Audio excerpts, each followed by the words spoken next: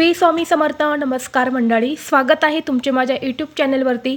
आजचा दिवस तुम्हाला खूप छान सुखाचा आनंदाचा जाऊ हीच मी स्वामींच्या चरणी प्रार्थना करते आणि आज या नवीन व्हिडिओला सुरुवात करते. 15 जुलैपासून पवित्र अशा आषाढ महिन्याला सुरुवात झालेली आहे आणि या आषाढ महिन्याची समाप्ती 12 ऑगस्टला होणार आहे. आषाढ हा महिना धार्मिक दृष्टीने खूप महत्त्वाचा मानला जातो, कारण या महिन्यात आषाढी एकादशी येते आणि आषाढी एकादशी ही वर्षातील सर्वात मोठी एकादशी तिथी मानली जाते. आषाढ महिन्यात येणाऱ्या प्रत्येक व्रताला, प्रत्येक दिवसाला एक अनन्यसाधारण महत्त्व असतं. त्यासोबतच आषाढ महिन्यामध्ये आपल्या कुलदेवीची उपासनासुद्धा केली जाते. आषाढ महिन्यात कुलदेवीची उपासना केल्याने घराचे रक्षण, आरोग्य आणि कौटुंबिक समृद्धी प्राप्त होते. या काळात अनेक घरांमध्ये म्हणजे आषाढ महिन्यामध्ये अनेक घरात कुळाचारसुद्धा पाळले जातात, ज्यामध्ये कुलदेवीला नित्यनेमाने सकाळी आणि संध्याकाळी नैवेद्य दाखवणे आणि कुटुंबातील कल्याणासाठी प्रार्थना करणे. या आषाढ महिन्यात कुलदेवीची उपासना करण्याचे मुख्य कारण म्हणजे या काळात येणारे सण आणि तिथींचे आध्यात्मिक महत्त्व आहे.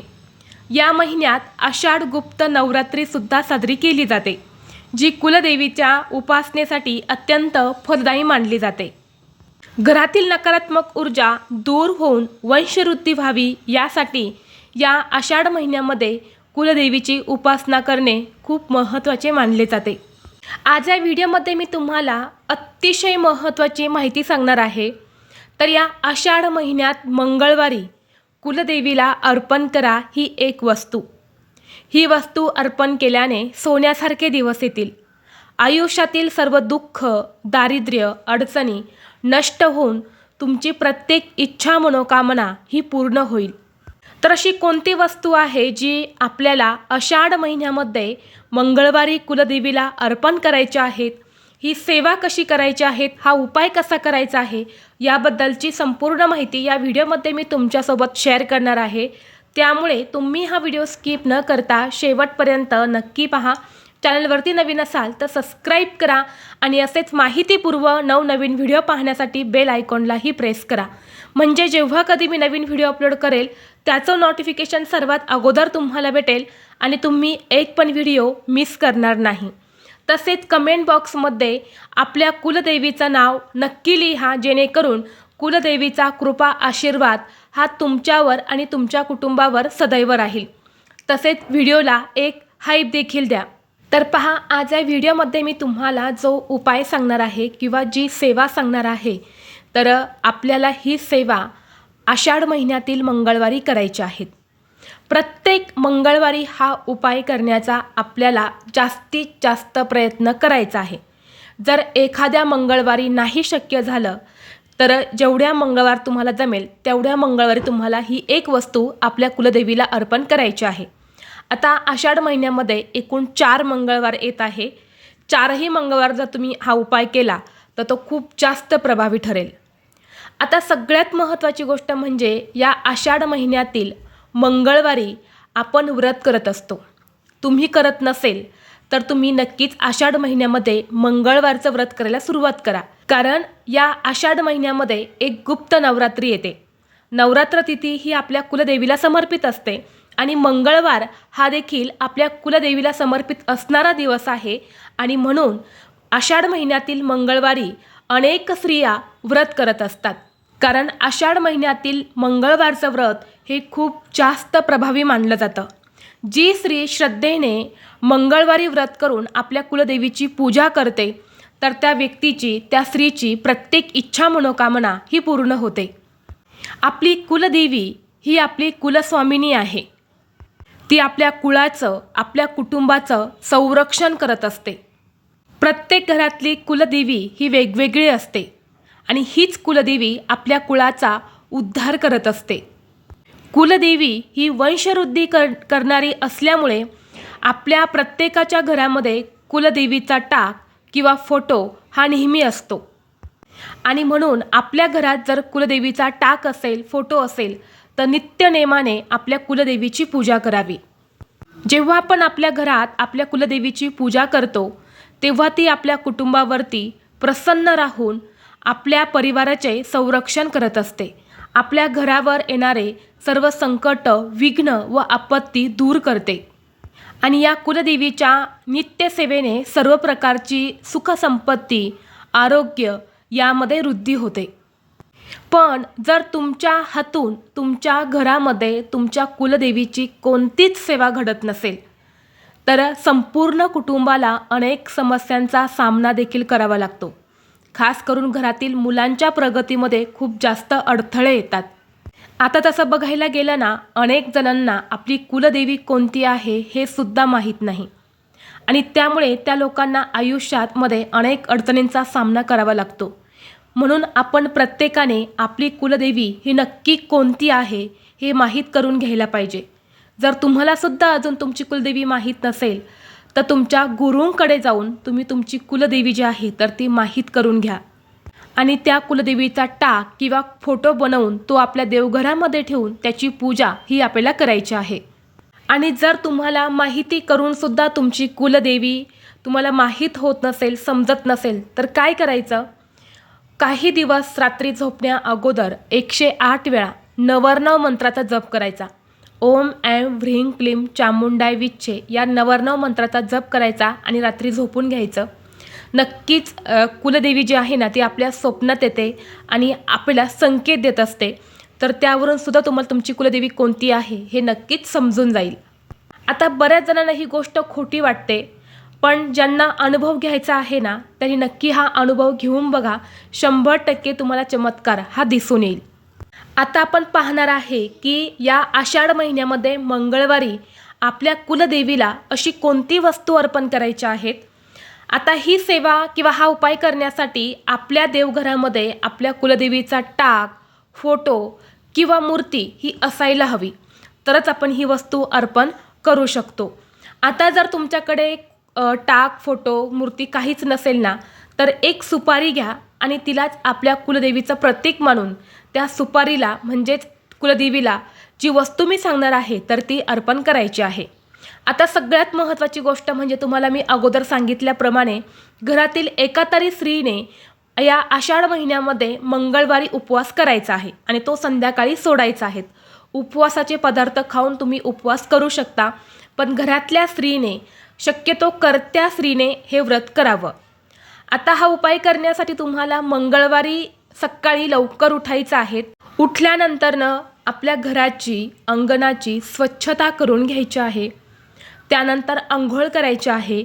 अंघोळ झाल्यानंतर तुमच्या घरातली जी काही नित्य कामं आहे, चहा, नाश्ता, तर ती सर्व कामं तुम्ही करून घेऊ शकता आणि यानंतर तुम्ही ही सेवा केली तरीसुद्धा चालेल. दिवसभरामध्ये अगदी सकाळपासून ते संध्याकाळपर्यंत जेव्हा केव्हा तुम्हाला शक्य होईल तेव्हा तुम्ही हा उपाय करू शकता. आता उपाय करण्या अगोदर शक्य असेल तर उंबरठ्यावरती छान हळदीचं लेपन करायचं आहे. नसेल ते शक्य तर फक्त उंबरठ्याला हळदी कुंकू लावून तुम्ही पूजा केली ना तरीसुद्धा चालेल. देवघरातील देवांची पूजा करून घ्यायची आहे आणि यानंतर तुम्हाला हा उपाय जो आहे तर तो करायचा आहे. आता या सेवेसाठी तुम्ही संकल्पसुद्धा करू शकता. संकल्प का करायचा? जर तुमची एखादी इच्छा अपूर्ण आहे किंवा तुमचं एखादं काम भरपूर दिवसापासून अडलेलं आहे, ते काम पूर्ण होत नाही किंवा इच्छा पूर्ण होत नाही, तर ती इच्छा आपल्या कुलदेवीकडून पूर्ण करून घेण्यासाठी, आपल्या प्रयत्नांना यश मिळण्यासाठी तुम्ही संकल्पसुद्धा करू शकता. पण तुम्हाला संकल्पयुक्त ही सेवा करायची नसेल, तशीच करायची असेल तरीसुद्धा तुम्ही करू शकता. तर सर्वप्रथम तुम्हाला शुद्ध गाईच्या तुपाचा एक दिवा हा आपल्या देवघरामध्ये प्रज्वलित करून घ्यायचा आहे. कारण ज्योतिषशास्त्रानुसार असे सांगितले जाते की कोणतीही सेवा किंवा उपाय हा अग्निदेवतेच्या साक्षीने केल्याने ती सेवा किंवा तो उपाय भगवंतापर्यंत लवकर पोहोचत असते. म्हणून तुपाचा दिवा लावायचा आहे. तेल असेल तर तेलाचा सुद्धा तुम्ही लावू शकता, पण शक्यतो ही सेवा करताना तुपाचाच दिवा लावण्याचा प्रयत्न करा. नसेल तर मग तुम्ही तेल घालू शकता. यानंतर धूप, दीप, अगरबत्ती तुम्हाला लावून घ्यायची आहेत आणि आपल्या कुलदेवीचा टाक असेल तर टाकावरती तुम्हाला अभिषेक करायचा आहे. फोटो असेल तर तो स्वच्छ पुसून घ्यायचा आहे. सुपारी घेतलेली असेल तर सुपारीवरती सुद्धा अभिषेक करायचा आहे. यानंतर काय करायचं आहे, एक ताम्हण घ्यायचं आहे किंवा एखादं मोठं स्टीलचं ताट घ्यायचं आहे. प्लास्टिकचं भांडं वापरायचं नाही, शक्यतो ताम्हणच घ्या. आणि त्यामध्ये सर्वप्रथम हळद कुंकू मिक्स करून एक स्वस्तिक काढा आणि त्यावरती तुम्हाला हळद कुंकू अक्षदा अर्पण करून त्यावर तुम्हाला आपल्या कुलदेवीचा टाक ठेवायचा आहे किंवा सुपारी असेल तर ती सुपारी तुम्ही ठेवू शकता. आणि यानंतर आपल्याला सर्वप्रथम आपल्या कुलदेवीला कुंकुम अर्चन करायचं आहे. देवीच्या चरणापासून तर मस्तकापर्यंत कुंकवाने अर्चन करायचं आहे. आता हे कुंकुम अर्चन किती वेळा करायचं, तर 11 वेळा करायचं आहे किंवा 16 वेळा तुम्ही करू शकता किंवा 108 वेळा केले तरीसुद्धा चालेल. आपल्या उजव्या हाताच्या अनामिका आणि मधलं बोट आणि तसेच अंगठा या 3 बोटांमध्ये जेवढं कुंकू बसेल तेवढं कुंकू घ्यायचं. देवीच्या चरणापासून ते मस्तकापर्यंत अर्पण करत जायचं. आणि ते जर नाही शक्य झालं तर आपल्या उजव्या हाताच्या 5ही बोटांनी तुम्ही कुंकुमार्चन करू शकता. कुंकुमार्चन करत असताना तुमच्या कुलदेवीचं नाव घ्यायचं आहे. कुलदेवीचा मंत्र येत असेल तर तो मंत्रसुद्धा तुम्ही म्हणू शकता किंवा नवर्ण मंत्र तुम्हाला पठण करायचं आहे. आता ही सेवा करून झाल्यानंतर तुम्हाला कुलदेवीला खडी साखर अर्पण करायची आहे. म्हणजे खडी साखरेचा नैवेद्य जो आहे तर तो अर्पण करायचा आहे. आणि यानंतर तुम्हाला 11 लवंगा घ्यायच्या आहेत. प्रत्येक लवंगाला फूल असेल अशा 11 लवंगा घ्यायच्या आहेत. आणि एक लवंग आपल्या उजव्या हातात घ्यायच्या आहेत. ओम ऐं ह्रीं क्लीं चामुंडाय विच्छे हा मंत्र म्हणायचा आणि ही लवंग आपल्या कुलदेवीला अर्पण करायची. असं तुम्हाला एक एक करून या 11 लवंगा कुलदेवीला अर्पण करायच्या आहेत. आणि दोन्ही हात जोडून आपली इच्छित मनोकामना ही व्यक्त करायची आहेत. आणि जर तुम्हाला या मंगळवारी संध्याकाळी किंवा सकाळी खिरीचा नैवेद्य बनवणं शक्य झालं तर नक्कीच तुम्ही नैवेद्यसुद्धा दाखवू शकतात.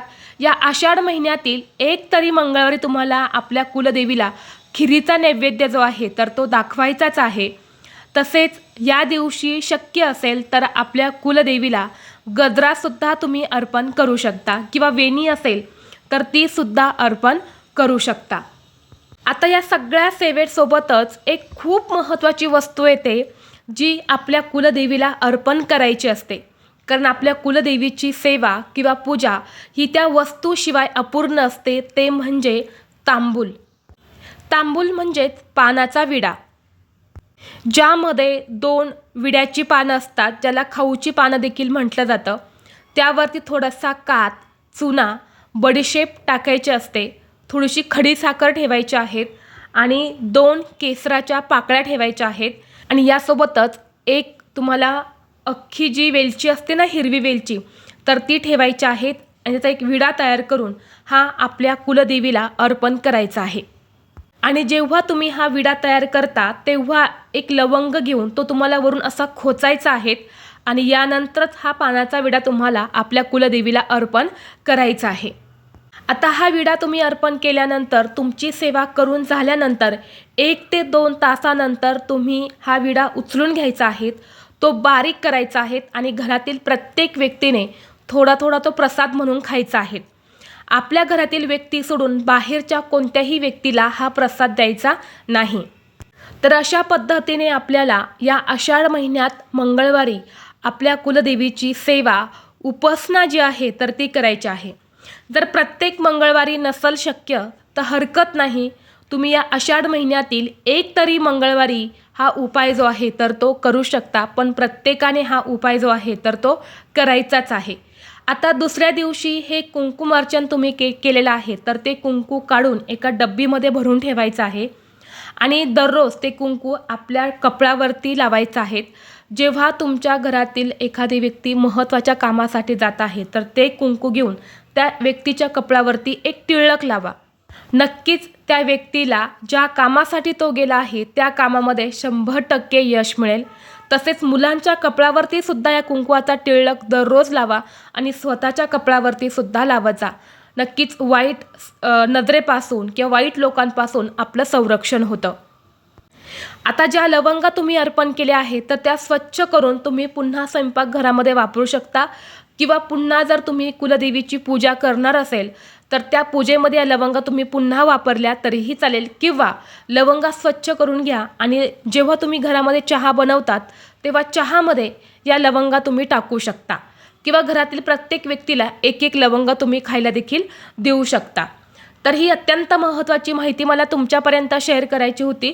व्हिडिओ तुम्हाला आवडला तर लाईक करा, चॅनलवरती नवीन असाल तर सबस्क्राईब करा आणि हा व्हिडिओ आपल्या मित्रपरिवारासोबत जास्तीत जास्त शेअर करा. चला तर मग भेटू असंच पुढल्या एका नवीन व्हिडिओमध्ये. तोपर्यंत सर्वांना श्री स्वामी समर्थ.